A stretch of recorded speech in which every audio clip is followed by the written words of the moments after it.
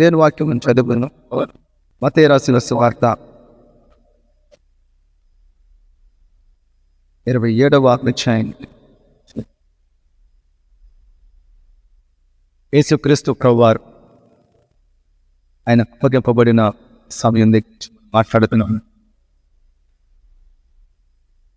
దాని గురించి మనం జ్ఞాపకం చేసుకొని ఏవైతే ప్రాముఖ్యమైన అంశాలు అక్కడ పడుతున్నాయో వాటిని మనం జ్ఞాపకం చేసిన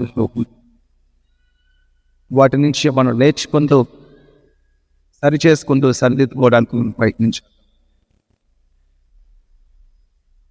ప్రభు ఘనుడు గొప్ప కార్యాలను చేయడానికి గొప్ప ఉద్దేశాలు కలిగి ఉండాలి. దాన్ని మనం అర్థం చేసుకున్నాం, పసిగడదాం, ప్రయత్నం మనం చేద్దాం. ఖచ్చితంగా గొప్ప కార్యాలు మన విషయంలో జరిగిస్తాం. చదవండి 27వ అధ్యాయం 1 చదువు.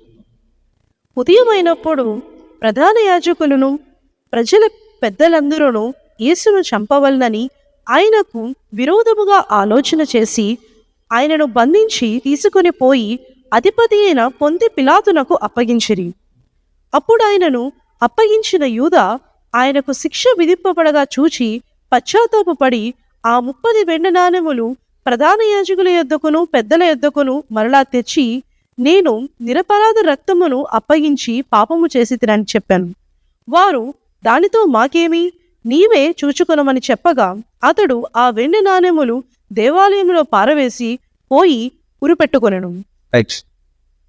ఇక్కడ మనం వింటున్న కొన్ని విషయాలు, ఉదయకాలం అంటే యేసుక్రీస్తు ప్రభువారు లక్షవారం రాత్రి గెత్సెమనే తోటలో ఆయన పట్టుకున్నారు. ఆ రాత్రి నుంచి కూడా ఆయన కొడుతూ చిత్రాంశం చేస్తున్నారు. ఉదయం అయినప్పుడు జరుగుతున్న అంశాలు. సో ఉదయం అయినప్పుడు ప్రధాన యాజకుడు ప్రజల పెద్దలందరూ యేసుని చంపవలనని ఆయనకు విరోధముగా ఆలోచన చేసిరి. చంపేయడమే. ఒకవేళ చంపడానికి తగిన ఆలోచనలు ఏంటయ్యా అని ఆలోచన చేస్తే అక్కడ ఏ విధమైన ఆలోచనలు లేవు. 11 విషయాలు మనం చూద్దాం. చూడండి. యేసు అధిపతి ఎదుట నిలిచెను. అప్పుడు అధిపతి, యూదుల రాజువు నీవేనా అని ఆయనను అడగగా యేసు అతని చూచి, నీవన్నట్టే అనెను. ప్రధాన యాజకులను పెద్దలను ఆయన మీద నేరము మోపినప్పుడు ఆయన ప్రత్యుత్తమేమీయూ ఇయ్యలేదు. కాబట్టి పిలాతు, నీ మీద వీరెన్ని నేరములు మోపుచున్నారో నీవు వినలేదా అని ఆయనను అడిగెను. అయితే ఆయన ఒక మాటకైనను అతనికి ఉత్తరమియ్యలేదు. కనుక అధిపతి మిక్కిలి ఆశ్చర్యపడెను. ఇక్కడ ఏం జరుగుతుంది? వారి మీద, యేసు ప్రభు వారి మీద అనేక అపండాలు వేస్తున్నారు. ఉన్నవి లేనివి కూడా కనిపించుకొని చెప్తున్నారు. వచ్చిన లేనివే లేదు, ఉన్నవంటే ఇవి లేదు కానీ లేనివే చెప్తున్నారు. అయితే ఆయన మాట్లాడిన కొన్ని మాటలు, ఉదాహరణకి మందిరమును చూసి ఇది పడగొట్టబడి 3 దినాలు నేను కడతానని దాన్ని కొన్ని సంవత్సరాలు కట్టే ఆ మందిరం, అక్కడ ఉన్న మందిరము కొన్ని సంవత్సరాలు కట్టారు. దానిని ఇతను పడగొట్టి 3 దినాలు కడతానన్నాడు. ఇది దేవదోషణ అని చెప్తారు. పడగొట్టాడా? లేదు. అన్నాడు. పడగొట్టాడా? లేదు. పరికెత్తు పడగొడితే అది చేస్తే. అయితే ఇక్కడ మాట్లాడుతున్నారు ఈయన మీద అటువంటివి లేనివన్నీ కూడా ఆయన మీద మోపి ఆ మాటలన్నీ కూడా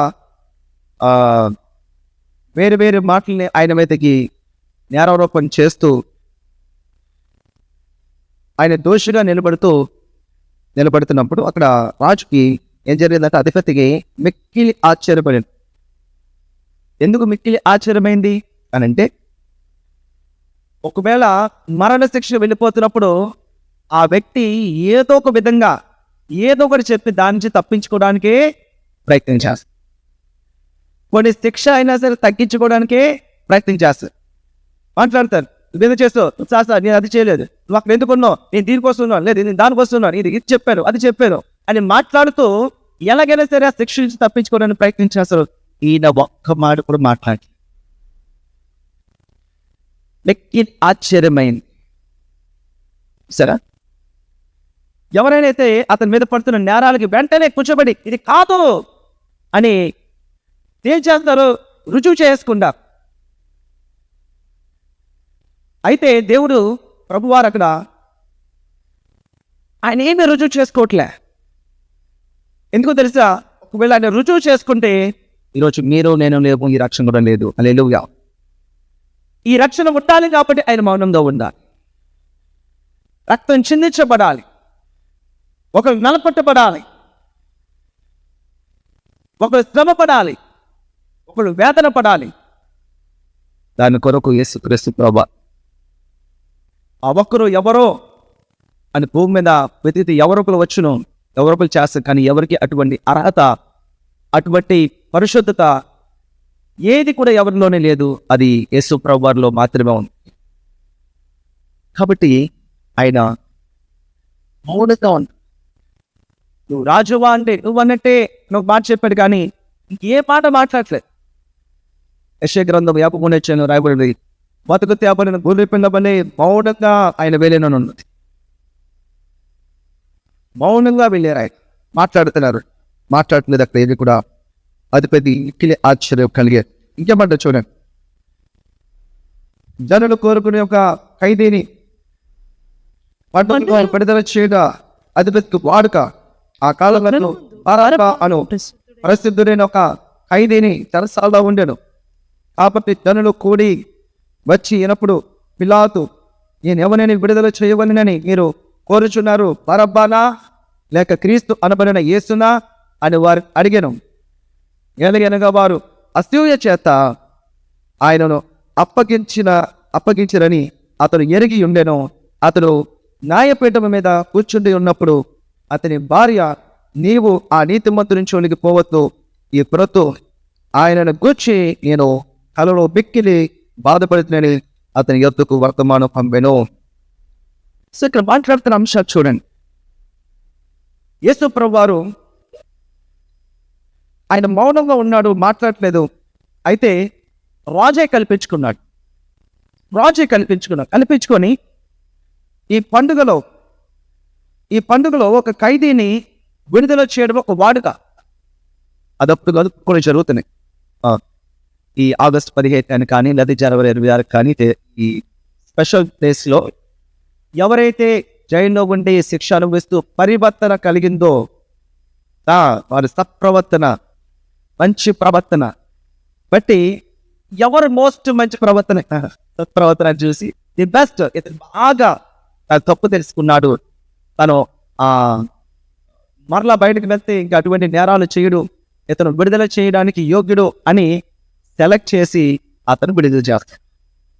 అయితే యేసుక్రీస్తు ప్రభువారి గురించి రాజే కల్పించుకొని బరబ్బా అనే వ్యక్తి బందిపోటు దొంగని రాయబడింది. బరబ్బా బందిపోటు దొంగ ఒక ప్రాంతం నుంచి మరో ప్రాంతానికి వెళ్తున్నప్పుడు దారిలో కాసి స్త్రీలు కాదు, పిల్లలు కాదు, ఎవరైనా సరే భయంకరంగా చంపి వారి దగ్గర ఉన్న వస్తువులు కానీ, బంగారం కానీ, ధనము కానీ దోచుకుని వెళ్ళేవారు.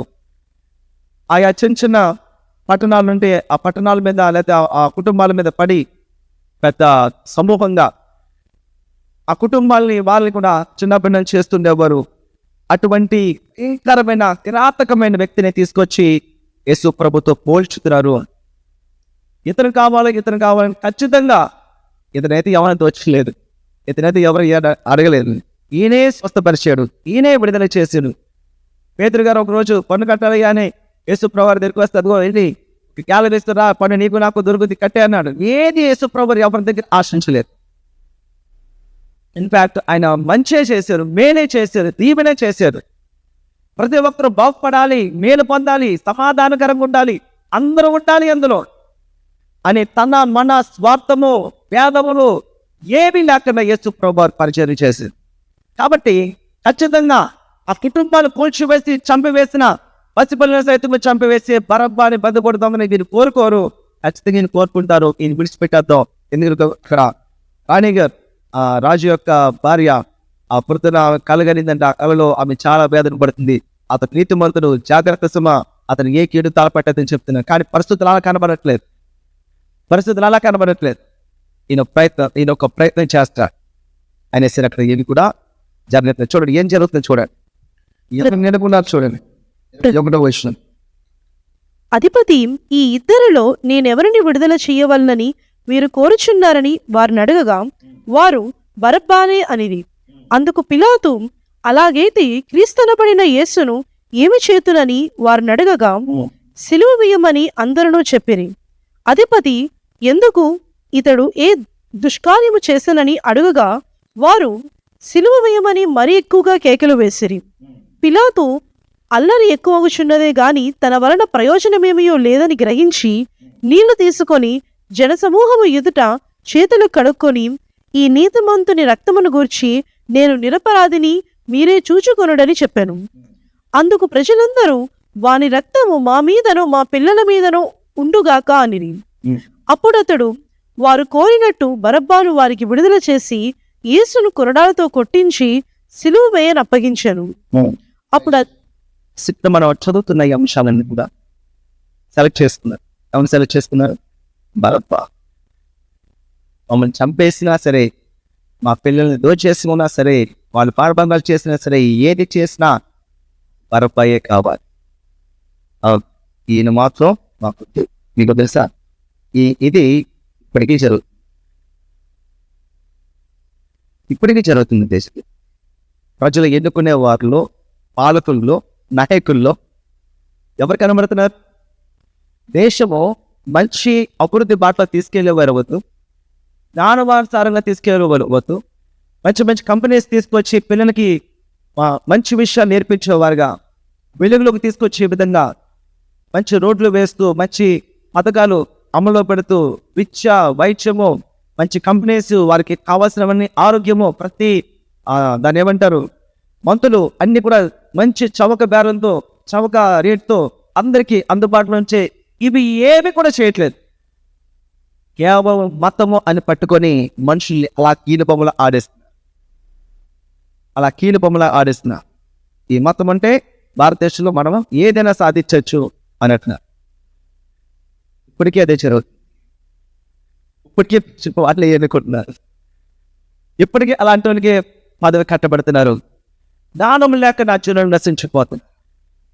ఇతను ఏ క్వాలిటీ ఉంది, ఏ ఎజెండా ఉంది ఇతను చేయడానికి అని అనుకుంటే కోట్లు, వేల కోట్లు, వందల కోట్లు తీసుకుని వెళ్ళి అవేమో కట్టడానికి, నిర్మించడానికి వాడుతున్నారు. కానీ పేదవారికి కానీ, చదువుకు కానీ, ఎక్కడైతే భారతదేశంలో చాలా వెనుకబడిన స్టేట్ ఏదైతే ఉందో వాటిని డెవలప్ చేద్దాము, అభివృద్ధి చేద్దాం, ప్రతి ఒక్కరికి మంచి నీరు, ఆహారము అన్ని అందుబాటులో ఉండేలా చేద్దాము అన్న ఆలోచన ఏమీ లేదు. మతం అనే గుచ్చులో అందరిని పట్టుకొని కీలు బొమ్మలా ఆడిస్తూ ఉన్నారు. ఇప్పటికీ వాళ్ళే చెప్తున్నారు. హల్లెలూయా. సెక్యులరిజం, అందరూ బాగుండాలి, అందరికీ అన్నీ బాగుండాలి, అందరూ మంచిగా ఉండాలి అని ఆలోచించే వాళ్ళు ఇప్పటికీ ఎలక్ట్ అవ్వట్లేదు. చూసారా, మనుషులు కోరేదే అలాగే ఉంది. వాళ్ళు చెప్పే మాటలు, నీతి మాటలు కూడా అవి కూడా అలాగే ఉన్నాయి. మనుషులకి భవిష్యత్తు ఏంటాయా అంటే భవిష్యత్తు ఏమీ లేదు. వీళ్ళు చంపేయాలంతే, ఇది తీసేయాలంతే, వీడు ఎలక్ట్ అవ్వాలి అంతే, ఏమవుతుందంటే ఏమీ లేదు అందులో. ఇప్పటికీ మరొక ఉన్నాయి. ఎన్నుకుంటూ సమాజం ముందుకు వెళ్ళిపో గదవుతుందా, మళ్ళా అటువంటి స్థితికి మరలా రాబోతున్నాయి. అటువంటి పరిస్థితులు మనమే రాబోతున్నాయి. కాబట్టి మెలకువగా ఉండాలి ప్రతి విషయంలో. బరబ్బాను విడుదల చేశారు. మరి ఇతను ఏం చేయాలి అంటే ఏం చెప్తున్నారండి? సిలువ వేసేయండి. సిలువ మరణం అనేది, సిలువ అనేది ఏంటంటే ఇంకా ఉరి శిక్షతో సమానం. అంటే మోస్ట్ రౌడీ షీటర్, ఇంకా బయటకు వస్తే ఇతనికి అసలు జీవించిన అర్హత లేదు, అటువంటి కిరాతకుడు ఇతను చంపేయండి. ఇటువంటి వ్యక్తిని సమాజంలో విడిచిపెడితే సమాజంలో శాంతి భద్రతలకు ఇబ్బంది కలుగుద్ది, రోడ్డు మీద వారు క్షేమంగా వారు తిరగలేరు.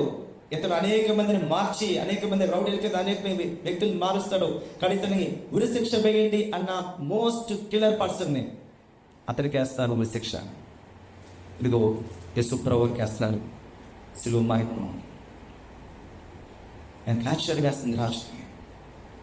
ఏ తప్పుదానికి, ఏ తప్పుకి ఏ శిక్ష అడుగుతున్నారు వాళ్ళు? ఏ తప్పుదానికి ఏ శిక్ష అడుగుతున్నారు వాళ్ళు? ఆయన చేసిన తప్పు ఏంటి, నేరం ఏంటంటే స్వస్థపరిచి విడుదల చేశారు. అంటే వాళ్ళకి సాగట్లే. వాళ్ళ ఆటలు సాగలేదు. ప్రధాన యాజకులు, అధిపతులు, నాయకులు వాళ్ళ ఆటలు సాగలేదు. ఈయన ఉంటే సత్యం బయటకు వచ్చేస్తుంది, నిజం బయటకు వచ్చేస్తుంది. ఎవరిని కూడా వచ్చాను. మంచి అని అనుకున్నావా, నేను ముందే వచ్చాను. మంచి నాయకులు అనుకున్నావు, నేను ముందే బాంబెట్లేదు. మంచి చేయకూడదు ఎవరు కూడా. ఇంకెన్ని ఫాలోవర్స్ ఎక్కువ అయిపోతారు, నువ్వే సాక్ట్ అయిపోతావు, నువ్వే పెద్దగా అయిపోతావు. ఎలాగైనా సరే వాడిని అనుకుంటే పోసేయాలి. అయితే జ్ఞానంతో లేకపోతే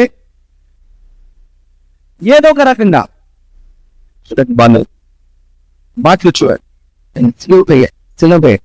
అలా ఏమి లేదు. చూడండి, అల్లరి ఎక్కువ అవుతున్న చేతంట. చూసారా, అల్లరి 20 నిమిషంలో అతడు ఏ దుష్కార్యము చేసిన అడుగుగా వారు సిలువ వేయమని పని ఎక్కువగా కేకల వేసిరి.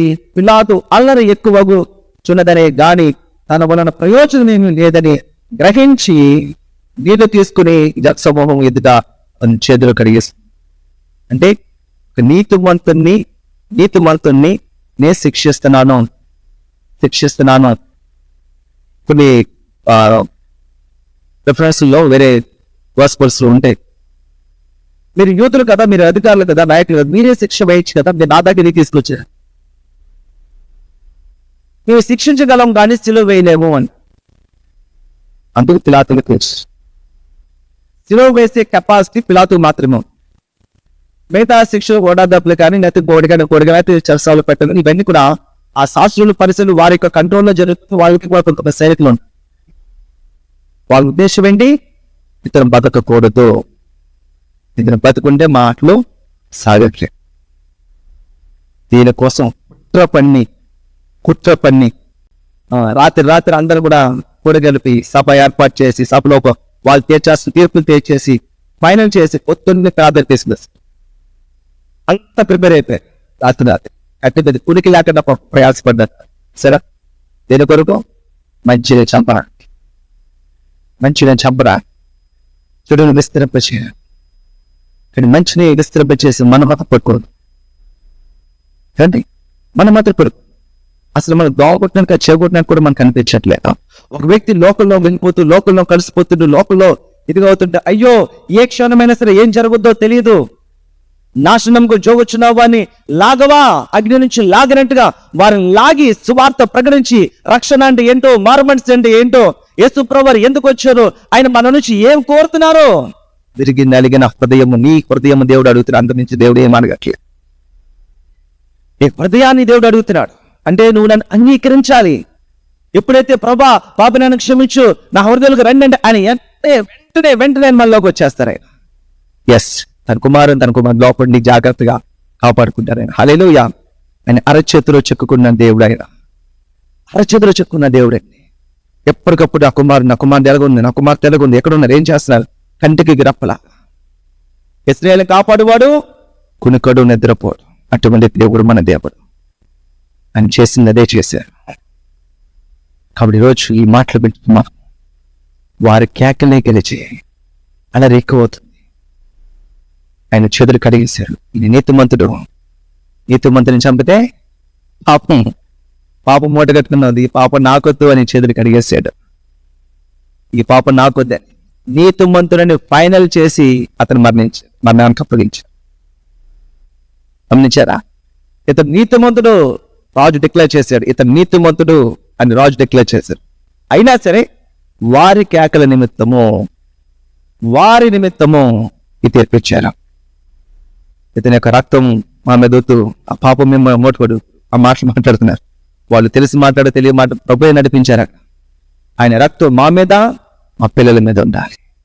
వారు ఏది ఉద్దేశంతోనో మాట్లాడారు, కానీ క్రీస్తు ఉద్దేశము ఆయన రక్తంతో వారిని, వారి పిల్లలను కూడా కడిగివేయాలి, శుద్ధీకరించాలి. హల్లెలూయా. అదే ప్రాముఖ్యమైన అంశం. యేసుక్రీస్తు ప్రభువారిని ఈరోజు ఈ మాట వింటున్నాం మనం. ఆయన సిలువ వేసి తీసుకుని వెళ్ళిపోయారు. కోల్కతా అనబడిన ఆ కొండ మీదకి ఆయన తీసుకుని వెళ్ళిపోయారు. ఆయన ఎంతో ఒకటి తక్కువ 40 కొరడా దెబ్బలు ఆయన వేశారు. ముమ్మారు ఆయన బెత్తాలతో కొట్టారు, ఆయన పిడుగుతులతో గుద్దారు, ఆయన చెంపలు చీల్చి వేశారు. ఈ ట్రీట్మెంట్ అనమాట ఇవంతా కూడా. అంటే 3rd degree అంటే కదా, ఈ వాళ్ళ డిగ్రీలు అనమాట ఇవన్నీ. ముళ్ళ కిరీటం పెట్టారు, రెండుతో దాన్ని కొడితే ముళ్ళ కిరీటం లోపలికి ఎలా గుచ్చుకుంటుంది అన్నమాట. గుచ్చుకుంటే స్టిక్ ఆన్. ముళ్ళ కిరీటం పెట్టి కొట్టి ఆయన యేసుక్రీస్తు ప్రభువుని శిలువ మీద తీసుకుని వెళ్ళిపోయారు. ఆ యెరూషలేము వీధుల్లో శిలువ వేయబడే శిలువ మీద తీసుకుని మోసుకుంటూ వెళ్ళిపోయారు ఆయన. శిలువ వేయబడ్డా, మరి శిలువ వేయబడిన ఆ శిలువలోంచి యేసు ప్రభువారు 7 మాటలు పలికారు ఆయన. 7 మాటలు మనం చూసాం. లాస్ట్ నైట్, చివరి రాత్రి. ఇప్పుడు లాస్ట్ వర్డ్స్, చివరి మాటలు. నెంబర్ 1, యేసు ప్రభువారు ఈ చివరి మాటలు ఏం మాట్లాడారు యేసు ప్రభువారు? లూకా రాసిన సువార్త 23వ అధ్యాయము 34వ వచనము. Luke chapter 23 verse 34. యేసు, తండ్రి, వీరేమి చేయుచున్నారో వీరు ఎరుగరు గనుక వీరిని క్షమించుమని చెప్పాను. విన్నారా? చదివారా? ఎవరిని? రాత్రి నుంచి కంటి మీద కునికి లేకుండా అతను ఏ విధంగా అయినా సరే శిక్ష తప్పించుకోవడానికి వీల్లేదు. మనుషులు, నాయకులు, పరిసయ్యులు, సద్దుకయ్యులు, ప్రధాన యాజకులు ఈ మాట అంటే ఈ మాట చెప్పు, ఈ మాట అంటే ఈ మాట చెప్పు, ఈ మాట అంటే ఈ మాట చెప్పు, ఏ రకమైన చేతనే ఆయన మిస్ అవ్వడానికి వీల్లేదు. చంపేలా వచ్చిండు కానీ ఆయన. రేపు పిలాతు దగ్గర మనం తీసుకెళ్తాం. పిలాతు ఏది మాట్లాడితే అందరూ ప్రిపేర్గా ఉండాలి. అర్థమవుతుందా? ఏది ఏమైనా సరే ఆయన మాత్రం మరణం నుంచి అసలు విడిపించడానికి లేదు. అటువంటి కుట్ర చేసిన వారిని చూసి యేసుప్రభు ఏం చెప్తున్నారు? ఏమండి? క్షమించమంటున్నారండి. అసలు ఏ దేవుడండి దేవుడు? అటువంటి వ్యక్తులు కావాల్సుకుని వారు మోసం చేసి, కావాల్సుకుని వాళ్ళు కుట్రపడి, కావాల్సుకొని యేసుప్రభు ఎంత చిత్రహింసలు పెట్టారో. వీరినే కదా, అక్కడ ఉన్నవారు అనేక మందిని కూడా ఆ మందిరం దగ్గర దోచుకుంటున్నారు. అనేక మంది వాళ్ళ తప్పులన్నీ కూడా బయటపడుతున్నామని చెప్పి అతను ఏం చేశారు? చంపివేయాలి. అటువంటి మనుషులను చూసి యేసుప్రభు వారు చెప్తున్నారు, వీళ్ళని క్షమించండి. Now what about you? నువ్వేం చెప్తున్నావు? మనుషులు నీకు చేసిన పాపాలని కొలుస్తున్నావా? ఈ తప్పు క్షమిస్తాను, ఇదా? వాడు మొహం నుంచి ఉన్నాను, వాళ్ళతో నాకు మాట్లాడలేవు. ఏం చేస్తావు తెలుసా నీకు? నన్ను ఎన్ని మాట్లాడాడో తెలుసా నీకు? కొలుస్తారా దాన్ని? ఇంత చేశారు, అంత చేశారని పోల్చుకున్న ప్రభుతోటి ఆయన క్షమించేశారు. ఒక విషయాన్ని గుర్తుపెట్టుకోండి, ఆయన మరణించిన 3వ దినాన తిరిగి లేవగలిగాడు. ఆయన మరణాన్ని జయించగలిగాడు. ఆయన మరణాన్ని జయించి ఈ లోకంలో జీవించారు. ఆయన సజీవుడిగా ఉన్నారు. శిక్షలు ఎంతవరకైనా జరుగుతాయి, శ్రమలు ఎంతవరకైనా జరుగుతాయి, కానీ మరణం నుంచి తిరిగి లేపగలివాడు మరొకరెవరు కూడా లేరు. యేసుక్రీస్తు ప్రభువారు మాత్రమే మరణం నుంచి తిరిగి లేపగలిగిన దేవుడు. ఈరోజు మనం ఏమి ఆలోచన మనం చేస్తున్నాము? లెక్కలు కడుతున్నామా? కొలతలు చేస్తున్నామా? ఈరోజు ఆలోచించేద్దాం. దేవుడి సన్నిధిలో మనమందరము కూడా విశ్వాసంతో, ప్రభువు మనకున్నాడు, ప్రభు సమక్షంలో మనమున్నాం, ప్రభు సన్నిధిలో మనమున్నాం. మనకు విరోధి ఎవరు? ప్రభు సన్నిధిలో మనం ఉన్నాం, మనకు విరోధి ఎవరు? సేమ్ మాట్లాడుతున్నారు మీరు. గెత్సెమనే తోటలో 12 శానా వ్యూహాలు చూపించారు కదా. అది నీ బలం. ఇంకెవరున్నారు మనకు విరోధి? ఇంకెవరున్నారు మన చెడ్డ మాటలు మాట్లాడేవారు? ఇంకెవరున్నారు మన మీద మన వస్తువులు లాక్కోడేవారు? ఎవరు లేరు. ఇంకా మన కామెడీ ఏంటి? నాకు కలిగిన శక్తి అతీతమైన శక్తి. అది నేను కలిగి ఉన్న ప్రభు సర్వ శక్తి గల ప్రభు. ఆయన కేవలం మనుషులు చూసి మాట్లాడుతున్నావా? అధికారులు చూసి మాట్లాడుతున్నావా? నాయకులు చూసి మాట్లాడుతున్నావా? వాళ్ళు అంటే ఆగిపోతా నేను ఎస్ అన్నప్పుడు హల్లెలూయా. నేను ఎస్ అంటే ఆగిపోతా వాళ్ళు అన్నప్పుడు ఆగిపోతా, ఏది కూడా ఆగదు. మరి బై యేసుప్రభు తెలుసు. యేసుప్రభు మౌనంగా ఉండి మరణాన్ని ఆయన కౌగిలించుకున్నాడు. ఆ మరణం ముందు చివరి మాటలు మీరు కూడా క్షమించండి. లాస్ట్ వర్డ్స్ సో పవర్ఫుల్, చాలా శ్రేష్టం. మీరు కూడా అలా క్షమించండి. మిమ్మల్ని కాపాడుకున్న, రక్తం చిందించి కాపాడుకున్నా. మీరు నాకు చెప్పక్కర్లేదు, మీరు నాకు చెప్పనవసరం లేదు, మీరు నన్ను అడగవసరం లేదు. నీ చుట్టూ ఎటువంటి పరిస్థితులు ఉన్నాయో, ఎవరు ఏం చేస్తున్నారు, ఎవరు ఏమంటున్నారు అన్నీ నాకు తెలుసు. నేను చూసుకుంటాను. తీర్పు తీర్చేవాడిని నేను తీరుస్తాను. Be cool, be love each other, forgive and forget. Hallelujah. Jehovah Jireh, Jehovah చూసుకుంటారు. రెండో మాట మాట్లాడుతున్నారు. అదే లూకా రాసిన సువార్త 23వ అధ్యాయంలోనే 43వ వచనము. అందుకైన వానితో, నేడు నీవు నాతో కూడా పరదేశులో ఉందువని నిశ్చయముగా నీతో చెప్పుచున్నాను నేను. పరదేశులో ఉందువని ఎవరు చెప్తున్నారు? ఆయన ఎవరు చెప్తున్నారు? దొంగలకి, ఇద్దరికి. ఇందులో కొన్ని అంశాలు మనం జ్ఞాపకం చేసుకోవాలి. యేసుక్రీస్తు ప్రభువారు శిలువ మరణం వేశారంటే ఒకరినే వేసేయవచ్చు. మరి ఎందుకు వేశారంటే ఒక ఆలోచన. ఈ వీరు కూడా నేరస్తులే, సిలువ వేయబడే నేరస్తులే. ఎందుకంటే వాళ్ళే ఒప్పుకున్నారు, వాళ్ళే ఒప్పుకున్నారు. ఒక వ్యక్తి, నువ్వు రక్షకుడు కదా, నువ్వు స్వస్థపరుస్తావు కదా, అద్భుతాలు చేస్తావు కదా, నువ్వు విడిపించుకొని నన్ను కూడా విడిపించు. దేవుడు తెలియదో మరి విడిపించుకోలేని, తెలీదా? ఇటువంటివి చేస్తారు. నీ డబ్బు ఉంది కదా, నువ్వు చేయది, నీకు అధికారం ఉందా చెప్పు, నువ్వు పాస్టర్ జాగ్రత్త సమా, ప్రతి మాటకి వేటే, ప్రతి మాటకి వేటే, గుర్తుపెట్టుకోండి. సులువైనది, ఉచిత సలహాలు మనకి ఎందుకు అవన్నీ. యేసుక్రీస్తు ప్రభువారు ఆయన మౌనంగా ఉన్నాడు, ఇతరికి రెస్పాండ్ అవ్వలేదు. చూడండి, ఈ విషయాన్ని మీరు పట్టుకోండి. ఒక పక్కన వ్యక్తి, నువ్వు ఎంత కదా అంత కదా, నువ్వు ఇచ్చేస్తావు అది చేస్తావంటే యేసు రెస్పాండ్ అవ్వలేదు. No need. మరి మీరెందుకు రెస్పాండ్ అవుతున్నారు? యేసు రెస్పాండ్ అయ్యారా? అతను మాట్లాడలేదు. కానీ ఈ ఇటు పక్కన ఒక వ్యక్తి రెస్పాండ్ అయ్యాడు. ఆపో, ఏం మాట్లాడుతున్నావు నువ్వు? ఈ శిక్ష మనకి తగినది. నో, మనం ఏం చేస్తాం తెలీదా నీకు? ఎన్ని కొంపలు కూర్చొని తెలీదా? ఎంతమంది స్త్రీలను ఇది చేస్తాం తెలీదా? ఎంతమంది పిల్లలు మనం చంపేది, ఇది మనకు తగినది. కానీ ఇతను ఏ తప్పు చేయలేదు. ఇతనికి రెస్పాండ్ అయ్యాడు యేసు ప్రభువారు. హల్లెలూయా, హల్లెలూయా. ప్రార్థన ఎలాగుండాలో నేర్చుకోవాలి, ఫలితము కరెక్ట్గా వస్తుంది. అర్థమైందా? ప్రార్థన ఎలాగుండాలో ప్రభుత్వ డీలింగ్స్ అదవుతుందా? ఇతను నువ్వు ఇది కదా అది కదా నాకు చేయగలవు, నో నో నో నో, అసలు చేపట్టినట్టు కూడా లేదు యేసు ప్రభువారు. ఈ మాట అసలు లెక్క చేయలేదు అసలు. కానీ ఇటుపక్క వ్యక్తి తగ్గింపుతోటి, విధేయతోటి, అయ్యా నీ రాజ్యంతో వచ్చినాను జ్ఞాపకం చేసుకో, ఒకటే ఒక్క మాట వెంటనే రెస్పాండ్ అయ్యా. ప్రభు విరిగి నలిగిన హృదయానికి, తగ్గింపుకు, క్షమాపణకు, ప్రేమకి బద్ధుడైన. హల్లెలూయా. నువ్వు ఆయన్ని ఎప్పుడైతే ప్రేమతో, కరుణతో, జాలితో నువ్వు కదిలింపబడతావో యేసు ప్రభువారు వచ్చి నీలోనే నివసిస్తారు.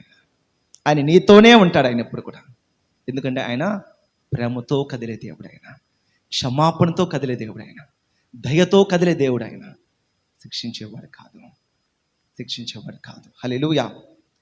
ఇతను మాట్లాడుతున్నాడు, డిక్లేర్ చేశారు, నీవు నాతో కూడా పరదేశంలో ఉంటా. అంటే బహుశా మీరు అనుకోవచ్చు, యేసు ప్రభువారు బాప్తిసం పొందారు కదా, మరి ఈ శిలువ మీద ఉన్న దొంగ పరదేశంలో ఉంటామంటే పరలోకాన్ని తీసుకెళ్ళిపోతున్నారు. How it is possible? అలాగ అవుతుందా అనుకున్నాం కొంతమంది. ఇలా నేను కూడా ఉంటాను, అతనికి ఇచ్చాడు కదా ఫ్రీ సీటు, ఏమండి, పరలోకాన్ని ఫ్రీ సీటు అతను ఇచ్చాడు కదా, నాకు కూడా దేవుడు ఇస్తాడు, ప్రేమామయుడు, దయామయుడు. అదే వద్దన్నాను. ఇతనికి అవకాశం లేదు. మరి కొన్ని గడియల్లో చనిపోతున్నాడు. నీకు అవకాశం ఉంది, నాకు అవకాశం ఉంది, పశ్చాత్తాపడడానికి, కన్నీరు కార్చడానికి, మారు మనసు పొందడానికి, బాప్తిసం పొందడానికి అవకాశం మనకుంది. అతను ఆత్మ సంబంధమైన బాప్తిసం పొందారు. అతని హృదయము పశ్చాత్తాపంతో, కన్నీటితో నింపబడిపోయింది. అందుకు అతనికి పరదేశంలో మార్గం తెరిచారు. ప్రభు డిక్లేర్ చేశారు, నేడు నీవు నాతో కూడా పరదేశంలో ఉంటావు. కాబట్టి అవకాశం లేని వారికి అటు ఇదిగా మనం చేస్తాం. మనం బాప్తిసం మనకు ముంచబడట అంటే పాత జీవితం అంతా సమాధి, కొత్త జీవితము విత్ గాడ్. యేసుతో న్యూ లైఫ్ స్టార్ట్. అంతకుమించి మనకి ఏదో స్పెషల్గా నో అంత ఆలోచించద్దు. ప్రభుతో ప్రయాణం స్టార్ట్ అవుతుంది అంతే. హల్లెలూయా. ప్రభుతో ప్రయాణం స్టార్ట్ అవుతుంది. అదే బాప్తిసం బిగ్గా చూసి అమ్మ నేను చేయగలనా, అమ్మ నాకు నో అది కాదు. అసలు తెలియకపోతే నన్ను అడగండి, నేను చెప్తాను. బైబిల్లో అన్నీ రాయబడ్డాయి. సో కాబట్టి ఇతను దేవుడు చెప్పాడు, పరదేశంలో ఉంటావు. చూసారా, చివరి క్షణంలో ఎంత భాగ్యవంతుడు కదా. తన జీవితం అంతా ఎలా బ్రతికినా కనీసం చివరిలో యేసే దగ్గరికి వచ్చారు. ఛాన్స్ మిస్ చేసుకోలేదు. హల్లెలూయా. ఛాన్స్ దొరికింది, ఛాన్స్ మిస్ చేసుకోలేదు. ఒకవేళ కావాలనుకుంటే యేసు ప్రభు ఆ సిలువ నుంచి దిగి రాగలడు, ఆ దొంగను కూడా దింపగలడు, ఏదైనా చేయగలడు. కానీ అది కోరలేదు. నా పాపాన్ని తగిందే, బట్ నువ్వు వస్తావు ఖచ్చితంగా రెండవ రాకడలో, నన్ను జ్ఞాపకం చేసుకున్నాను. ఛాన్స్ మిస్ చేసుకోలేదు అతను. బహుశా ఎక్స్పెక్ట్ చేసి ఉండడు అలాగా. యేసుప్రభు అలా రెస్పాండ్ అవుతారని. 3వ వచనం మనం చూద్దాం. యోహాను సువార్త 19వ అధ్యాయము 27. తరువాత శిష్యుని చూచి, ఇదిగో నీ తల్లి అని చెప్పాను. ఆ గడియ నుండి ఆ శిష్యుడు ఆమెను తన ఇంట చేర్చుకొనెను. హల్లెలూయా. ఏం చెప్తున్నారండి ఆయన? ఇదిగో నీ తల్లి అని చెప్పి ఆ శిష్యుడికి ఆ తల్లిని అప్పగిస్తున్నారు. ఆ తల్లిని ఆ శిష్యుడికి అప్పగిస్తున్నారు. హల్లెలూయా. ఈరోజు ఈ విషయాలు మనం వింటున్నప్పుడు మనం ఆలోచన చేయాలి. యేసుక్రీస్తు ప్రభువారు మనకి ఎటువంటి విషయాలు ఆయన తెలియచేస్తున్నారు, నేర్పిస్తున్నారు, నడిపిస్తున్నారు. మనమందరం కూడా క్రీస్తులో ప్రతి విషయాన్ని కూడా మనం నేర్చుకునే వారుగా ఉండాలి. ఆయన శిలువ మరణము, అతి భయంకరమైన ఆ శిలువ మరణం పొందుతూ కూడా ఆయన చివరిగా మాట్లాడుతున్న మాటల్లో తన తల్లిని, అందుకే అన్నారు ఒకానొక సమయంలో యేసుక్రీస్తు ప్రభువారు సువార్త ప్రకటిస్తున్నప్పుడు ఒక ఇంట్లో బయట యేసు ప్రభువారు తల్లి గారు వస్తారు, వాళ్ళ సహోదరు కూడా. అయితే జనసమూహం చాలా ఎక్కువ మంది ఉన్నారు. లోపల నుంచి బయటకు వెళ్ళేవరకన్నా బయట లోపలికి వచ్చే చాలా ఇరుకుగా ఉందని ఇన్ఫర్మేషన్ లోపల పాస్ ఆన్ చేసి, అయ్యా ఈ తల్లి గారు మీ సహోదరు వచ్చారండి, యేసుప్రభువారండి. ఎవరు నా తల్లి, ఎవరు నా సహోదరుడు? తండ్రి చిత్తం చేసే మీరే నా తల్లి, నా సహోదరు. తండ్రి చిత్తం చేసే అసలు దేవుడు ఎంత కోరుస్తున్నాడండి, ఎంతగా మనల్ని చూస్తున్నాడండి. మీరు నా తల్లి, నా సహోదరు. మీరు ఎందుకో తెలుసా? తండ్రి చిత్తం మీరు చేస్తున్నారు. శిష్యులు మాట్లాడు, ప్రభు ఎంత ఆధిక్యత ఇచ్చారండి మనకి, ఎంత ఆధిక్యత ఇచ్చారు. అలాగని అక్కడ వాళ్ళని తల్లి గారిని వాళ్ళని విడిచిపెట్టారని కాదు, బాధ్యత. నేనే చెప్పాను, ప్రతి ఒక్కరు కూడా ప్రభు చెప్పిన మాట, నిన్ను వలె నీ పొరుగు వారిని ప్రేమిస్తూ ప్రతి ఒక్కరికి కూడా అటువంటి ప్రేమను మనం కనపరుస్తూ చూపిస్తూ మన బాధ్యతను మనం నిర్వర్తిస్తూ ఉండాలి. మనం గడిచిన దినాల్లో మీకు చెప్పాను, భర్త యొక్క బాధ్యత భర్త నిర్వర్తించాలి, భార్య యొక్క బాధ్యత పిల్లలు, తల్లి యొక్క బాధ్యత తల్లిది, అమ్మమ్మలు తమ్మమ్మలు, ఎవరి బాధ్యతలు వాళ్ళు సక్రమంగా చేస్తూ క్రీస్తు ప్రేమలో స్వచ్ఛమైన నిత్యమైన ప్రేమతో అందరినీ ప్రేమించాలి. అది అందరూ ఉండాలి, అందరిలోనే ఉండాలి ప్రతి ఒక్కరు. సో కాబట్టి ఈ చివరి సమయంలో తన బాధ్యత, తను మరణిస్తున్నాడు. మరి తల్లిగారి బాధ్యత ఏంటంటే, అదిగో కుమారునికి అప్పగిస్తున్నాడు.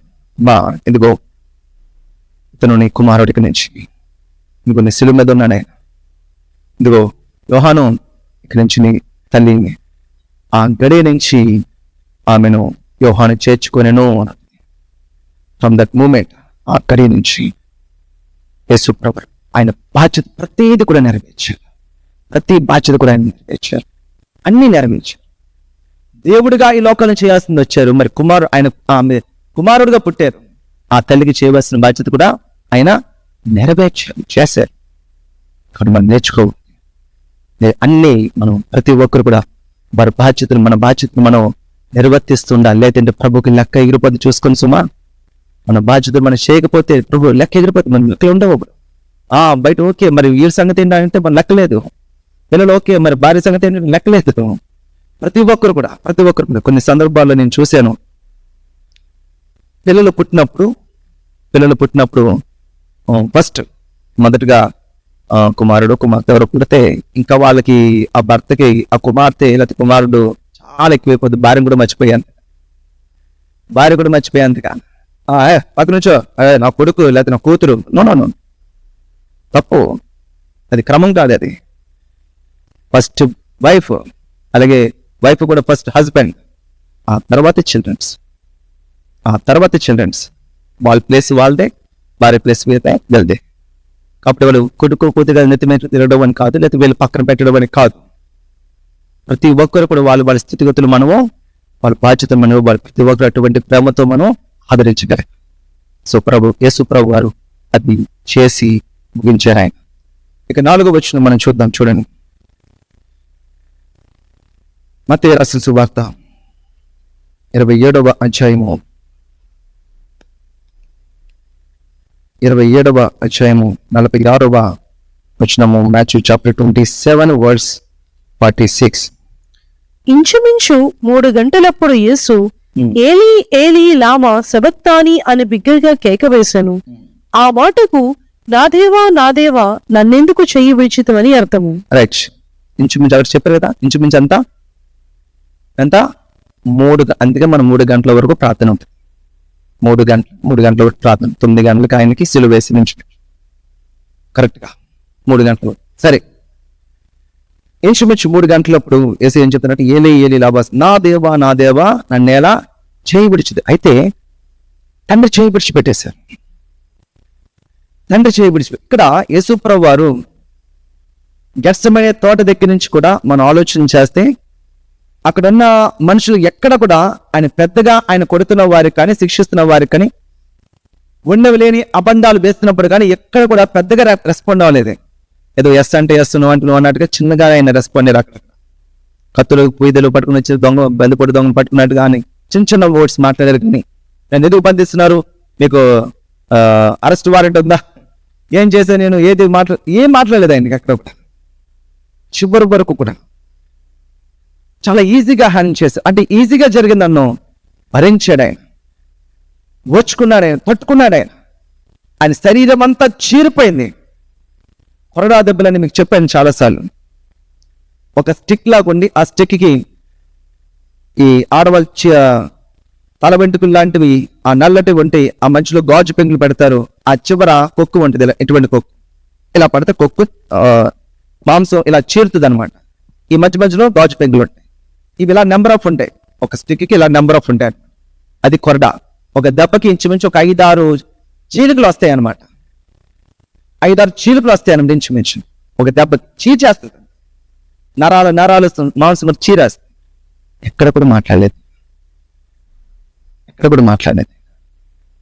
మళ్ళీ కిరీటం పెట్టారు. అదేనా ఫిట్ అవ్వదు. ఏం చేయాలి ఇప్పుడు? దిగాలి. లోపల కర్రతో కొట్టారు. లోపల దిగింది. ఏం మాట మాట్లాడు అని మీరందరూ, నేను మీరు అందరం కూడా నేర్చుకోవాల్సింది ప్రభుత్వ రిలేషన్షిప్, దేవుడితో అన్యోన్యమైన సహవాసం. ఇది మనం కావాలి, అది మనం కోరాలి. ఇవి అన్నీ ఆయన తట్టుకోగలిగాడు. కానీ యేసుక్రీస్తు ప్రభు ఆయననే తండ్రి విడిచిపెట్టేసి. మనం అనుకోవచ్చు, మరి తండ్రి ఎందుకు విడిచిపెట్టేస్తుంది? There is a purpose. ఆయన పాపం తీసుకోలేదు, కానీ మనందరి పాపాలు ఆయన మీద వేసుకొని ఆయనే పాపగా మారిపోయాడు. ఆయన పాపంగా మారిపోయాడు. ఆయన పాపం ఉన్న చోట పరిశుద్ధుడు దేవుడు అక్కడ ఉండడు. ఈ సిలువ మరణం అనే ప్రోగ్రెస్ జరగాలంటే ఆ ప్రోగ్రెస్ లో తండ్రి ఎడబాటు కూడా ఉంది. విడిచిపెట్టేయాలి. పాపం ఉంది కదా, నా కుమారు కదా నీ దగ్గర ఉండలేదు. Rule is rule for all కదా. తప్పు చేస్తున్నది ఎవరైనా సరే, తన సొంత తండ్రో నాన్నో లేకపోతే అన్నయో పోలీస్ డిపార్ట్మెంట్ మావాడి కదా తప్పు no, rule is rule for all. తప్పు చేస్తే ప్రతి ఒక్కరికి తమ్ముడికైనా ఒకే శిక్ష వేయాలి, సేమ్ శిక్ష. యేసుప్రభు మనస్థితిలో ఉంది. అప్పటి వరకు మనుషులందరి కొరకు ప్రయాసపడ్డారు. అప్పటి వరకు సువార్త ప్రకటించారు. ప్రభు అక్కడే ఉన్నాడు, ఆయనలోనే ఉన్నాడు, ఆయనతోనే ఉన్నాడు, ఆయన నడిపించారు. ఇప్పుడు శిలువ మరణం ఏంటంటే మనుషుల పాపాలన్నీ ఆయన మీద వేస్తారు. మరి పాపాలన్నీ ఆయన మీద వేసిన పరిశుద్ధులైన దేవుడు అక్కడ ఉన్నాడు. వెలుగు చీకటి ఒక చోట ఉండవు. ఎప్పుడైతే ఈ పాపాలన్నీ ఆయన మీద వేసుకున్నారో తండ్రి చేయి విడిచిపెట్టేసి ఒకవేళ ఇవి ఏవి కూడా వారికి పట్టలేనట్టుగా లేకపోతే అతనికి పర్వాలేదు అన్నట్టుగా చాలా భయంకరమైన పరిస్థితుల్లో ఆ మరణం అంతా లేకపోతే ఆ శిక్షలని అనుభవించాడు. కానీ తండ్రి ఎడబాటు ఆయన పెట్టుకోలేకపోయాడు. ఈరోజు అటువంటి సెన్స్ ఉందా మనకి? ఈరోజు నేను ప్రార్థన చేయలేదు, అయ్యో నాకు ఈ భోజనం వద్దు, లేకపోతే నాకు ఈ చదువు, నేను ముందు మోకరిస్తాను, నేను ప్రార్థన చేస్తాను. అటువంటి రిలేషన్ ఉందా మనకి? దానినే అన్యోన్యమైన సహవాసం అంట. Close intimacy with God. దేవుడితో అన్యోన్యమైన సహవాసం మనకు కలిగి ఉంది ప్రతి ఒక్కరు కూడా. అప్పుడు దేవుడి యొక్క ప్రతి విషయాలు, ప్రతి క్రియలు కూడా మనకు కూడా అర్థమవుతూ ఉంటే ముందుతా ఉంటాం. అప్పుడే ఇప్పుడు ఆదివారమే ప్రభు కావాలి. పొద్దున్నే మార్నింగ్ ప్రేయర్ పాస్ట్గా చెప్పారు, మార్నింగే ప్రభు కావాలి. మంచోడు వీడు, అప్పుడే ప్రభు చాటున్నా ఇప్పుడొద్దు ప్రభు, లాస్ట్ ఇప్పుడొద్దు వీడొద్దు. ఆలోచించాను. ప్రతి సమయంలో కూడా దేవుడిని మనం ఆశ్రయించి ఆయన ఏది చెప్తున్నారా, ఏది నడిపిస్తున్నారా, ఏది వాక్యం చెప్తుందో దాని ప్రకారం మనం ముందుకు చేస్తూ ఉండాలి. ఆయన విడిచిపెట్టేశారు. తండ్రి ఎడబాటును అతను బిగ్గరగా చెప్తున్నాడు, నా దేవా నా దేవా నా దేవా అరుస్తున్నాడు. చదివేది నా దేవ అలా చదవ, నా దేవా నన్ను ఎలా చేయి విడిచి, అది ఆయన ఆర్తాను, ఆయన అరుపులు కేకలు బిగ్గరగా అని పిలుస్తున్నాడు. ఆయన చేయి విడిచిపెట్టేస్తున్నాడు. కాబట్టి ఆ సన్నిధి మనకున్నా అటువంటి క్లోజ్ ఇంటిమసీ మనం ఉండగలుగుతున్నామా తెలుసుకోవాలి. 5వ అంశము 19వ అధ్యాయము యోహాను సువార్త, జాన్ చాప్టర్ 19 verse 28. 19వ అధ్యాయము 28వ వచనము. అటు తరువాత సమస్తమును అప్పటికి సమాప్తమైనదని యేసు ఎరిగి లేఖనము నెరవేరునట్లు నేను తప్పికొనిచున్నానెను. ఏమన్నారు అక్కడ? తప్పికొనిచున్నాను. ఇప్పుడు ఎటువంటి దప్పిక ఆయనది? శరీర సంబంధమైన దప్పిక.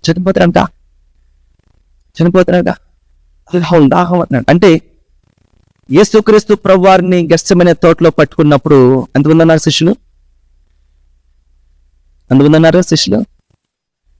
దూరంగా ఒకరు వెంబడించాడు. అంతేనా? ఇంకెవరైనా ఉన్నారా? ఇంకెవరు దూరంగా పేతురు గారు ఒకరు ఉన్నారు. కత్తి తోశారు కదా, కత్తి తోసిన తర్వాత ఏమైంది? చెవు ప్రభు స్వస్థపరిచారు. ఆ తర్వాత ఒక 4 పీకగానే పేతురు గారు కూడా ఒక మూల పడ్డాడు. యేసుప్రభువుని తీసుకెళ్ళిపోతుంటే దూరంగా వెంబడించారు. ఒక్కరు కూడా లేరు.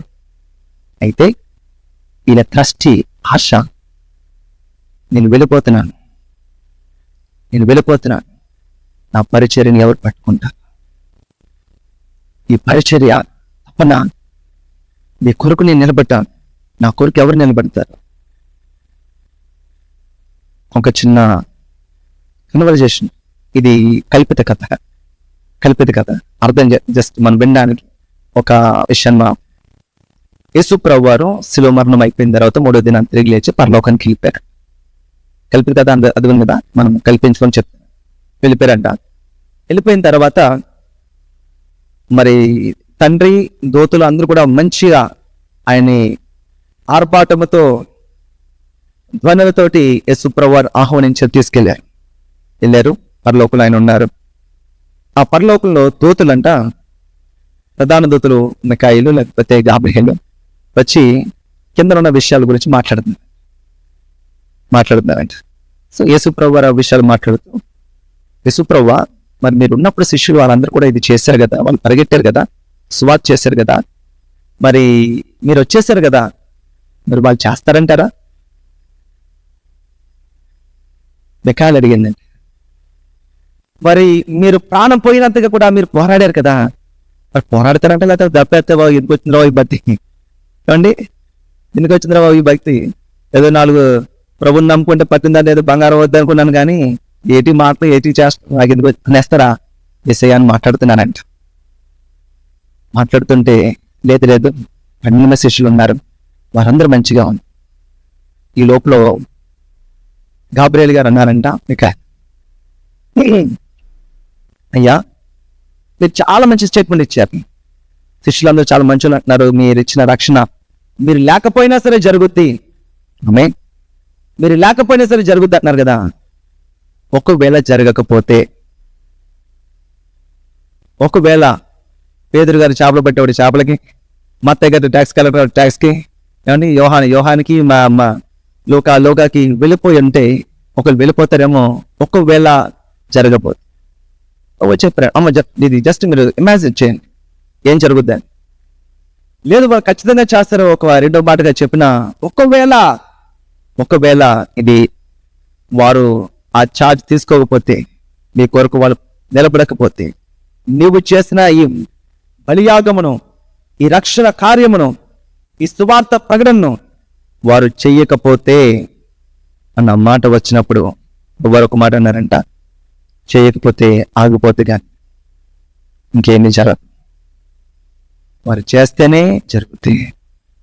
నేను వెళ్ళి చేయాల్సింది చేశాను, వారి సమస్తము దారపోశాను, సమస్తము తెలియచేశాను, చేయాల్సింది చేశాను. వారు చేస్తేనే సువార్త ప్రకటించబడుతుంది, వారు నోరు విప్పితేనే కార్యం జరుగుతాయి. నా మీద పడిన ఈ భయంకరమైన వేదన దెబ్బలు, ఆ దెబ్బలు పడితే వాళ్ళు కూడా అది భరిస్తేనే ఈ సువార్త వెళుతుంది. నాకులాగే నా సిలువ ఎలాగైతే నేను మోసుకొని వచ్చానో, వారు కూడా వారి సిలువ కూడా మోసుకొని వెళితేనే కార్యం జరుగుతుంది. మరి అది వారు చేస్తేనే జరుగుతుంది, వారు చేయకపోతే జరగదు. నేను చేయాల్సింది నేను చేశాను, ఇంకా వారు దేవుడి కార్యం చేయాలి, అయితే ఆయనే వాళ్ళే ఆలోచన కలిగి ఉండాలని ప్రభు మాట్లాడారంట. హల్లెలూయా. ఇది కల్పిత కథే, కల్పిత స్టోరీయే, కానీ ఇందులో ఒక నీతి మనం అర్థం చేసుకోవాలి. మనం చేయకపోతే సువార్త ఆగదు. ఆయన చేసి దాన్ని చేస్తారు, కానీ మన ద్వారా జరిగేది జరగదు. దేవుడు నిన్ను ఎన్నుకొని నీ ద్వారా చేయాల్సిందని చేయలేరు ఆయన. నీ ద్వారా నా ద్వారా తప్ప ఇంక ఏ మార్గం గుండా సువార్త ప్రకటన జరగదు. వెళ్ళాలి, సువార్తను ప్రకటించాలి, నమ్మిన వారికి బాప్తిస్మ పాలి. వారు నిలబడచోతే మాట్లాడుతూనే వారు మారు మనసు పొంది, మాట్లాడుతూనే ప్రభుని అంగీకరించి, మాట్లాడుతూనే బాప్తిస్మ ఇచ్చేశారు. అంత ఈజీగా, అంత అవైలబుల్గా రక్షణ సువార్త యేసుప్రభు వారు చేశారు. మనం చేయాలి. యేసుప్రభు వారు మాకు అప్పగించాడు, అది మనం చేయాలి. అది ఆయన తప్పిక, అది ఆయన దాహం. నాకు దాహం వేస్తుంది, ఆ దాహం వేస్తుందని దాహం కలిగి ఉన్నానంటే దాని అర్థమో నేను దాకా చచ్చిపోలేను కాదు. ఆయన తప్పిక ఏది నేను విడిచిపెట్టి వెళ్తున్నాను. నేను ఉన్నప్పుడైనా, నేను లేనప్పుడు కూడా, నేను ఉన్నప్పుడు ఎలా జరిగిందో నేను లేనప్పుడు కూడా అలా జరగాలి. నేను ఫస్ట్ మ్యారేజ్ చేసుకున్నప్పుడు పెళ్లి చూపులో చెప్తున్నాం, ప్రభు చెత్తలో మేము ఇలా నడుస్తున్నాము, నాతో పరిగెడతానంటే మ్యారేజ్ చేసుకున్నాను. ఒకవేళ ఏ క్షణమైనా సరే మీకన్నా ముందుకు వెళ్తే ఈ పరిచయం మీరు నడిపించేలాగా ఉంటే నేను నాతో పట్టుకుంటాను. షీ గ్రేట్, ఆమె గ్రేగింది. రావాల్సింది ఏమో ఏ సమయం ఎలాగ ఉంటుందో మనకి ప్రతి విషయాన్ని చెబుతూ ఉంటాను. ఇదిగో ఈ సమయం ఇది చేస్తున్నాను, ఇదిగో ఈ సమయం ఇది చేయాలి, ఈ సమయంలో చేస్తాను, ఇలా చేయాలి. I'm ready for anything. ఏదైనా సరే, ఏది జరగడానికైనా ఐఎమ్ రెడీ. ప్రభు ఆయన సిద్ధంగా ఉన్నారు. ఆయన శిష్యులకు అప్పగించి వెళ్ళి ఆయన, అది ఆయన దృష్టి, ఆయన తప్పికతది. ఒకవేళ ఆ కార్యం నువ్వు చేస్తుంటే ఆయన దప్పకి తీర్చేవాడు అవుతావు నువ్వు. హల్లెలూయా. నేను ఇస్తే ఆయన సంతోషం కాదు, కానీ పరలోకం దేనికి సంతోషము? దేనికి? ఆత్మరక్షణము. ఒక ఆత్మరక్షించబడ్డం లోకం అంత గొప్ప ఆనందము. ప్రభువారు నువ్వు నీళ్ళు ఇవ్వాలనుకుంటున్నావా? ప్రభువారికి సంతోషం ఇవ్వాలనుకుంటున్నావా? ఆత్మను పట్టుకుంటే ఫ్రైడే ఆత్మను పట్టు. దానికోసం ప్రయాసపడిన కన్నీరు కాచి గుండెలో బాదుకొని రోధించండి, ప్రభా నాకు ఒక్క ఆత్మ కావాలి. ఆత్మని పెట్టుకోవాలి. నా పేరు ఆత్మ ఉండదా? ఒక్క సంపాదించిన ప్రభా దయచే నాన్న. కన్నీరు కార్చిన అడిగినప్పుడు ప్రభు నీకు మార్గం తెలుస్తాడు. ఈజీ కాదు, కానీ సాధ్యమే. అసాధ్యమైతే కాదు. దేవుడిని తగ్గ రీతిగా దేవుడు ఉన్నతమైన స్థితిలో దేవుడిని నిలబెట్టబోతున్నాడు. దేవుడు నేను వాడుకోబోతున్నాడు. నువ్వు పెట్టుకోవాలన్నమాట. హల్లెలూయా. అది ఆయన ట్రస్టీ. 6వ వచనం మనం చూద్దాం. యోహాను సువార్త 19:30 వచనం. యేసు ఆ చిరక పుచ్చుకొని సమాప్తమైనదని చెప్పి తల వంచి అన్నారండి, ఇట్స్ ఫినిష్. సమాప్తమైనది. 6వ అంశం, ఇట్స్ ఫినిష్. ప్రియమైన దేవుడు పెట్టారా, డియర్ చర్చ్, జాతమైనది మనము ఈ లోకంలో కన్ను మూసే నిమిషము ముందు ఈ మాట నువ్వు నేను చెప్పగలగా, ఇట్స్ ఫినిష్డ్. దేవుడు నా కొరకు ఏర్పరిచిందని నేను చేయగలిగాను. It's finished. అపోస్తలుడైన పౌలు చెప్పాడమ్మా. గుంటూరు హోసన్న మందిర ఏసన్నగా ఆయన చెప్పారన్నమాట.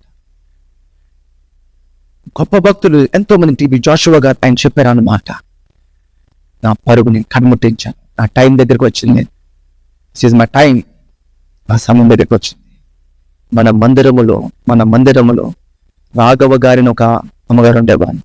మన మందిరంలో రాఘవ గారిని ఒక అమ్మగారు వచ్చి, ఆమె పార్వతీపురం ఎక్కడ వాళ్ళ కుమార్తె ఇంటి దగ్గర, ఆమె హెల్త్ బాగోలేదు. ఆమె చెప్పి చనిపోయింది. అనారోగ్యంతో ఉంది. అమ్మ, దేవుడు నన్ను పిలుస్తున్నా, నాకు తెలుస్తుంది. ఇదిగో ఈ క్షణం నుంచి నువ్వు ఇవి చేయాలకుండా ఎలా విశ్వాసం ఉండాలి అని చెప్పింది. ఆ మాట చెప్పిన తర్వాత ఒక్క మాట కూడా నోటి నుంచి రాలేదు. ఆ మాట వచ్చిన తర్వాత ఒక్క మాట కూడా నోటి నుంచి రాలేదు. ఒక్క చుక్క నీళ్ళు తాగలేదు. ఇంచుమించు అతను ఇప్పుడు చెప్పింది నెక్స్ట్ డే ఈవినింగ్ చనిపోయింది. అటువంటి జీవితం మనం జీవించాలి. ఇక్కడ ఏ రోజు కూడా ఉదయకాల ప్రార్థన మానదు. ఏ రోజు కూడా దేవుడు ఆమెలో ఉన్న చివరి కోరికలు దేవుడు తీర్చారండి. I'm so happy about that. నేను చాలా స్తుతించాను ప్రభుని. ఆమె ఇంచుమించు 20 ఏళ్ళ నుంచి ప్రభుని నమ్ముకుంది. ఆమె క్యాన్సర్ 20 ఏళ్ళ నుంచి ప్రభు స్వస్థపరిచారు. ఆమె ముందుకు వచ్చి పాట పాడాలనే ఆశ 20 ఏళ్ళ బట్టి ఆమె కోరిక నెరవేరలేదు. మరి ఎక్కడ తిరిగిదో, మరి ఏం చేసో నాకు తెలియదు. ఓ వయ్యరే, ఇక్కడ నెరవేరే నా కోరిక. పాటలు పాడే గొంతులో మరి ఇన్ఫ్లుయెన్స్ అవన్నీ చూస్తారేమో. మరి కదవుతుందా? ఎన్నో కుటుంబాల కొరకు ప్రయాసపడింది ఆమె. ఎన్నో కుటుంబాలు ఇంటికి వెళ్ళి ప్రతి కుటుంబం కొరకు, ఇంక్లూడ్ మా ఫ్యామిలీతో సహా, నాతో సహా, మా ఇంటికి వచ్చే స్త్రీలలో ఆమె కూడా ఉండేది. ప్రార్థన చేసేవారు. నా రక్షణకు కన్నీరు కార్చిన వ్యక్తి ఆమె కూడా ఒక. ఈరోజు ఆమె ముందే దేవుడికి నిలబెట్టి వారు ఇంకా దోతున్నా మనతో పాటు ఉన్న వాళ్ళ గురించి చెప్తున్నాను నేను. వారికి సాధ్యమే, నీకు సాధ్యమే. It's finished. మనం ఈ లోకాన్ని విడిచిపెట్టే నిమిషంలో ఈ మాట మనం చెప్పగలగాలి. దేవుడు నన్ను ఎందుకొరకు భూమి మీద తీసుకొచ్చాడో, ఎందుకొరకు నన్ను రక్షించుకున్నాడో, ఆయన ప్రణాళిక నేను పూర్తి చేశాను. It's finished. ఆ మాట చెప్పగలిగే స్థితిలో మనం ఉంటాం. బాబు ఎప్పుడు చచ్చిపోతాను, బాబు ఏమైపోతుంది, బాబు బెంగ వచ్చేస్తుంది, బాబు ఏమవుతుంది, అది లోక సంబంధులు పడే బాట. జీవం కలిగిన దేవుడి సైన్యముగా, దేవుడి బిడ్డలుగా మనం మాట్లాడే మాటలు కదా అది. స్పిరిచువల్ మెచ్యూరిటీలో మాట్లాడితే బోల్డ్నెస్, అటువంటి ధైర్యం కలిగి ఉండాలి. అదిగో నా దేవుడు, నేను వెళ్తున్నాను, నేను కలుస్తాను అక్కడ, నా టైం అయింది, నేను ఫినిష్ చేసుకున్నాను, నీ టైం ఉంది, ఇంకా ఎక్కువ పరిచయం చేయి, ఇంకా ఎక్కువగా ప్రభు కొరకు నిలబడు, నీకోసం వెయిట్ చేస్తున్నాడా, డోంట్ వరీ అని వెళ్ళిపోయిన వారు అనేక మంది ఉన్నారు. అలా నువ్వు నేను ఉండగలగాలి. It's finished. నేను చెప్పాలి. తర్వాత చివరి మాట, చివరి మాట లూకా రాసిన సువార్త 23వ అధ్యాయము 46వ వచనము. 23:46. ఎస్. అప్పుడు యేసు గొప్ప శబ్దముతో కేకవేసి, తండ్రి, నీ చేతికి నా ఆత్మను అప్పగించుకొనిచున్నాను నేను. ఆయన ఇలాగూ చెప్పి ప్రాణము విడిచెను. హల్లెలూయా, హల్లెలూయా. మన ఈ లోకంలో వచ్చిన పని సమాప్తం అవ్వాలి, ఫినిష్ అవ్వాలి. తర్వాత మన ఆత్మను పౌలు భక్తుడు అంటాడు, అందరికీ బోధించి నేనే భ్రష్టున్నైపోదురమ్మో. ఉపవాస అతను నా శరీరం నేను నలకొట్టుకుంటున్నాను.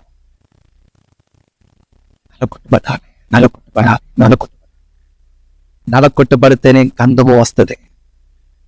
నలకొట్టబడితేనే ఆ కొబ్బరి చెప్పుల నుంచి నూనె, కోకోనట్ ఆయిల్ వస్తుంది. టస్ట్ చేయబడాలి. నువ్వు నలకొట్టబడినంత సేపు నీ జీవితం మార్పు పెట్టుకో.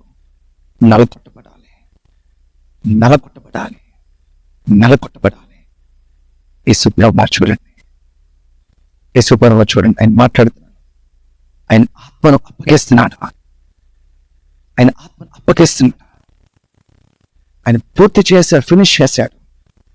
ఆయన ప్రతి దినము కూడా రాత్రికి ఎప్పుడో ప్రార్థన చేస్తూనే ఉండేవాడు. అరణ్యంలోకి వెళ్ళి ఇంకా చాలా చీకటిగుండగానే అరణ్యంలోకి వెళ్ళిపోయి ప్రార్థన చేస్తుండేవాడు.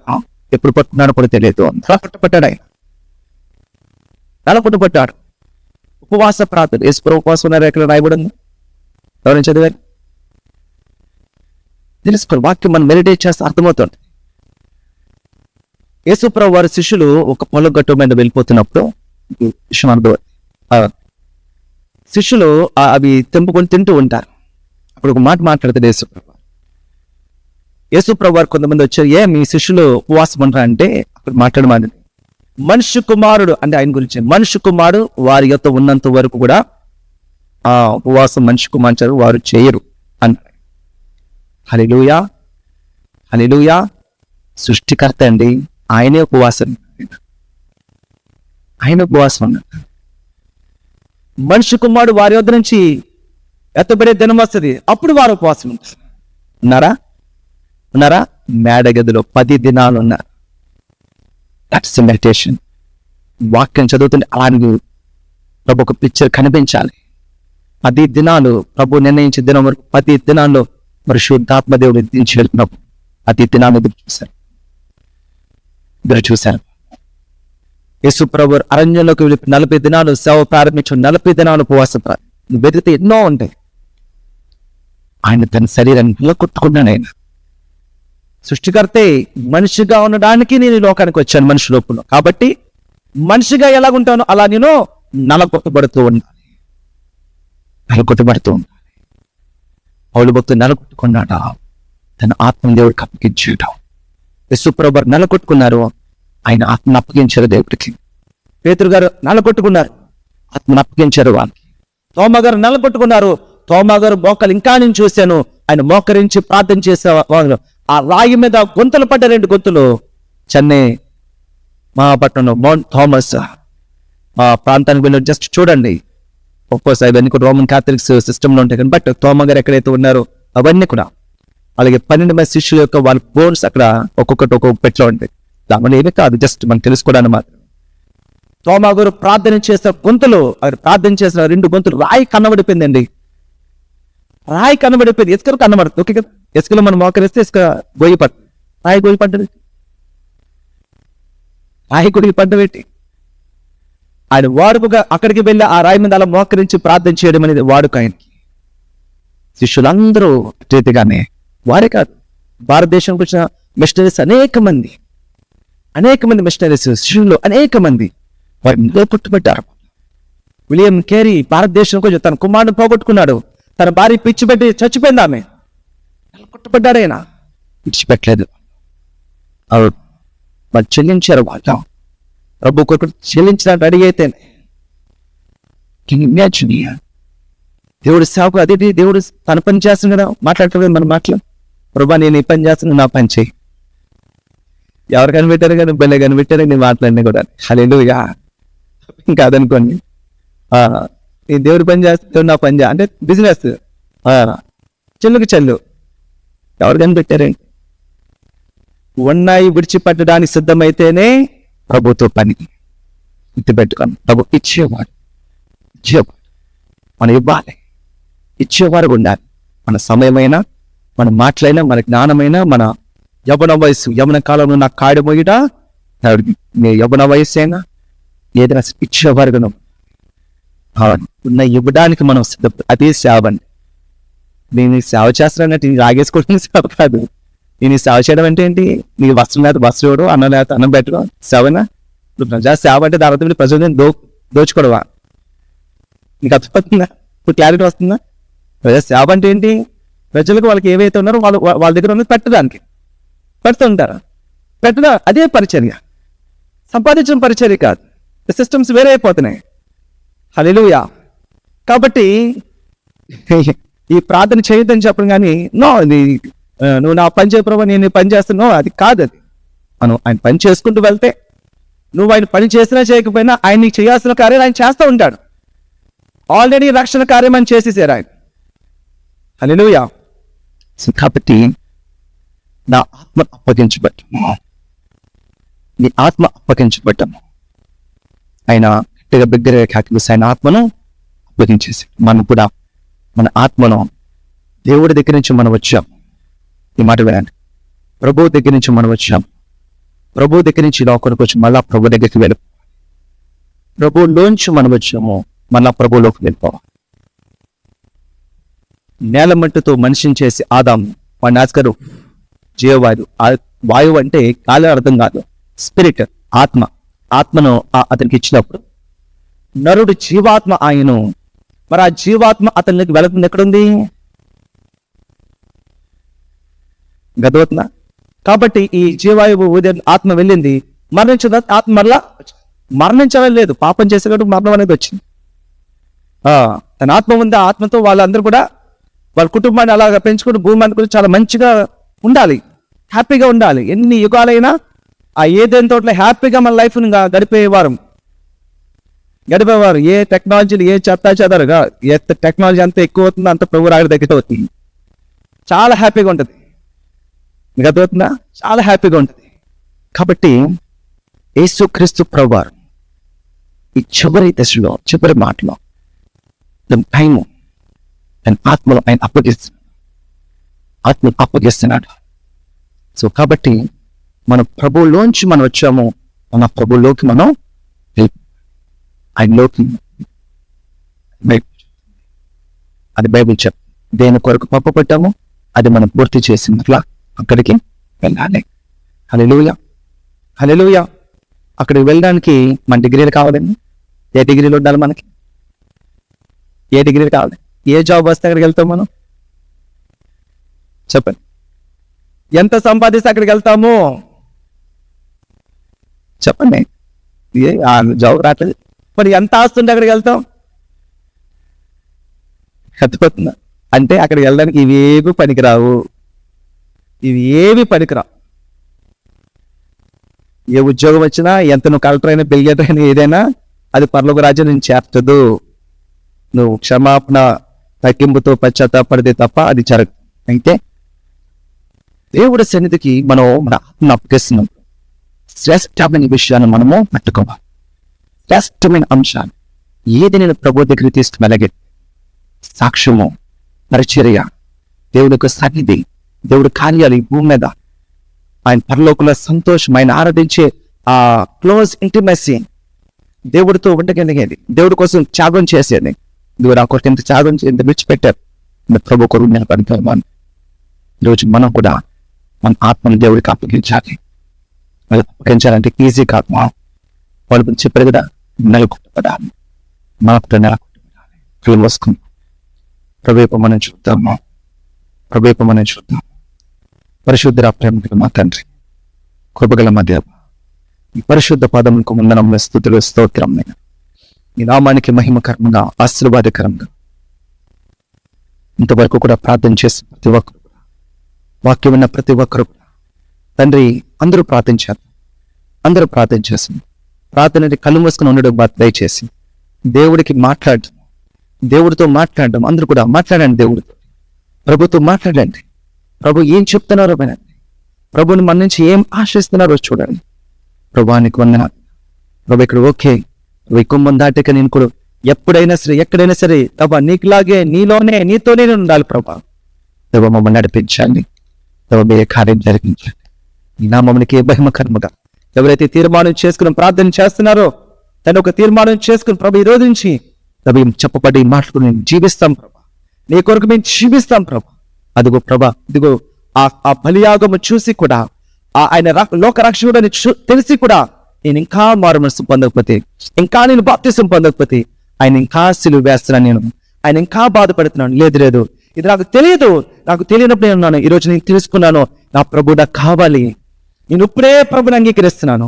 ఇప్పుడే ప్రభా నా హృదయంలోకి రండి యేసయ్యా అని అడగండి. ప్రభు మీ హృదయంలోకి వస్తున్నారాయన, మీ హృదయంలోకి వస్తున్నారాయన. అందుకే ఈరోజు ఈ మాటలు దేవుడు మీకు బయలుపరుస్తున్నాడు.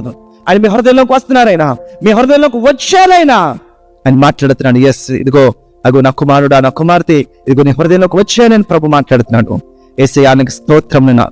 కృపగల దేవ, ప్రేమగల మా తండ్రి, నీ కృపగల హస్తాలకు దయగల హస్తాలకు వందనాలు, స్తుతులు, స్తోత్రాలు చెల్లిస్తున్నాం. ప్రతి ఒక్కరు కూడా ప్రార్థనలో ఏకీపిస్తున్న ప్రతి ఒక్కరు కూడా వారు తీసుకున్న తీర్మానం మీద దేవా ఇప్పుడే no turning back, I have decided to follow Jesus, no turning back ప్రభా. వెను తిరగమున్నాను, మీరు కార్యం జరిగించిందని ప్రభా. ఇదిగవా ఈ తీర్మానం అంతము వరకు మేమందరం ఈ మాట చెప్పాలయ్యా.